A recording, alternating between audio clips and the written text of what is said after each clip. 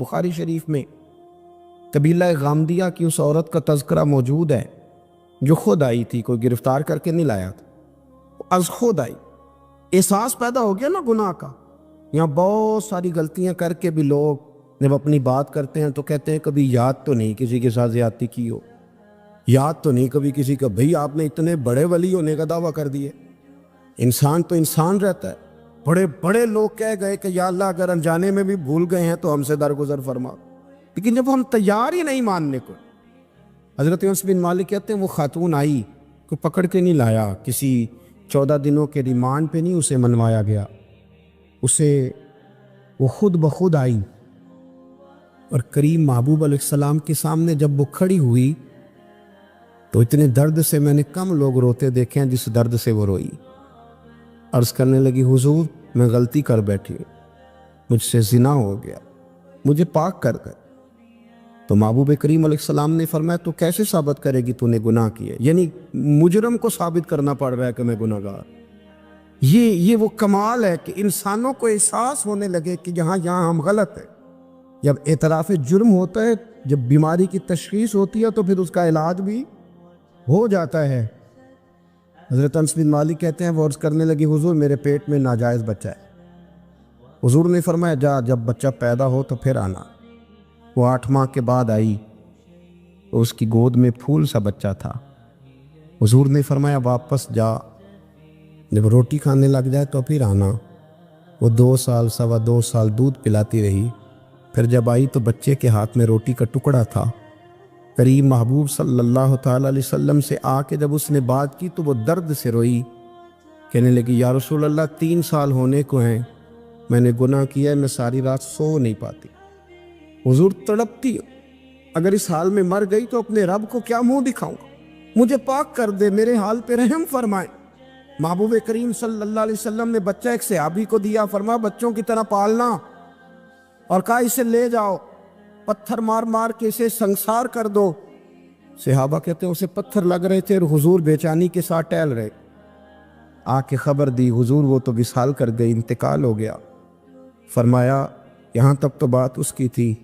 حضرت انس بن مالک کہتے ہیں اب محبوب کریم نے صحابیات سے فرمایا اسے غسل دو، کفن پہناؤ، جنازہ تیار ہو جائے تو مجھے خبر کرنا۔ حضرت انس بن مالک کہتے ہیں غسل ہوا، کفن ہوا، جنازہ تیار ہوا تو حیران ہم تب ہوئے جب میرے محبوب نے فرمایا صفے بناؤ، میں خود جنازہ پڑھاؤں گا، میں خود جنازہ پڑھاؤں۔ اور سرکار نے جنازہ پڑھایا تو ایک شخص کی زبان سے نکلا حضور اس ملعون کا معاذ اللہ جنازہ جس نے ناجائز بچہ جنا، اس کے لیے آپ دعا کر رہے ہیں، جنازہ پڑھا۔ حضور فرمانے لگے خاموش ہو جاؤ، تم نے گناہ دیکھا ہے اس کا احساس نہیں دیکھا، تم نے غلطی دیکھی ہے لیکن اس کی توبہ کا انداز نہیں دیکھا۔ اور صاحب کنز العمال نے یہ لفظ نقل کیے ہیں کہ کریم محبوب فرمانے لگے اس نے تو ایسی شاندار توبہ کی ہے کہ اگر میں اپنی ساری امت میں بانٹ دوں تو اللہ سب کی مغفرت فرما دے گا۔ احساس جب پیدا ہو جاتا ہے نا اپنے دل کے اندر کہ یہاں میں غلط ہوں، ان العبد اذا اعترف ثم تاب تاب اللہ علیہ او کما قال نبی صلی اللہ علیہ وسلم، رواہ مشکات۔ حضور نے فرمایا جب کوئی بندہ کہتا ہے نا اللہ میں بھول گیا تھا، اور پھر وہ توبہ کرتا ہے تو رب اس کی توبہ کو فوراً ہی قبول فرما لیتا ہے۔ حضرت عبداللہ بن حذافہ جہاد کر رہے تھے، روم کے عیسائیوں نے گرفتار کر لیا، 1000 آدمی نے مل کے پکڑا، گرفتار نہیں ہوتے تھے صحابی، 1000 آدمی نے گھیرا ڈالا، گرفتار کر کے لے گئے۔ اور جب بادشاہ کے سامنے گئے تو وزیر کہنے لگا بادشاہ بندہ بڑے کام کا ہے، اگر ہمارے قابو آ گیا تو فائدہ دے گا، صحابی ہیں حضرت عبداللہ بن حذافہ، حضرت فاروق اعظم کا زمانہ ہے، اگر قابو آ گیا تو فائدہ دے گا۔ بادشاہ کہنے لگا کیوں، کیا خوبی ہے؟ کہنے لگے ہم 1000 آدمی تھے، یہ اکیلا قابو نہیں آ رہا تھا، 1000 آدمی تھے، اگر ہماری فوج میں شامل ہو گیا تو بہت بڑا جرنیل ملے گا۔ بادشاہ کہنے لگا کوئی مسئلہ نہیں، 2-3 چیزیں ہوتی ہیں بندے کو خریدنے کے لیے، خرید لیتے۔ بادشاہ کہنے لگا عبداللہ جتنی دولت تجھے چاہیے میں تجھے دے دیتا ہوں، میرے لشکر میں آ جا، معاذ اللہ اسلام چھوڑ دے۔ حضرت عبداللہ بن حذافہ کیا فرماتے ہیں بڑا تو بیوقوف ہے، میں نے دولت کمانی ہوتی تو مدینے میں بیٹھ کے تجارت کرتا، میں دولت کمانے نہیں نکلا، میں تو رسول اللہ کی رضا کمانے کے لیے نکلا ہوا ہوں۔ دولت کمانی ہوتی تو کسی مارکیٹ میں ہوتا، میدان میں آنا تھا۔ شہادت ہے مطلوب مقصود مومن، نہ مال غنیمت نہ کشور کشائی۔ یہ دولت تو لونڈی ہے رسول اللہ کے دروازے کی، جو تو پیچھے پیچھے پھرتی ہے نبی پاک کے غلاموں۔ یہ کمانی ہوتی تو میں کسی مارکیٹ میں ہوتا، میدان میں تھوڑا ہوتا۔ عبداللہ بن حذافہ سے ایک دوسری چال چلی، کہنے لگے میاں عہدہ جو تجھے چاہیے، میں بادشاہ ہوں، میرے نیچے جو عہدہ تو کہے گا وہ تجھے مل جائے گا۔ حضرت عبداللہ بن حذافہ کہنے لگے شاید تجھے پتہ نہیں میری تعریف کیا ہے، شاید تو جانتا نہیں میری تعریف کیا ہے۔ کہا صاحب کی کیا تعریف ہے؟ کہنے لگے میں رسول اللہ کا صحابی ہوں، اور کائنات میں سب سے بڑا عہدہ مصطفیٰ کے صحابی ہونے کا عہدہ ہے۔ صحابہ وہ صحابہ تھے جن کی ہر صبح صبح عید ہوتی تھی، خدا کا قرب حاصل تھا، نبی کی دید ہوتی تھی۔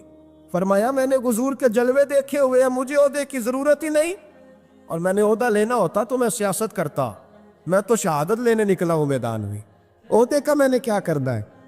اب بادشاہ کہنے لگا اسے قتل کر دو۔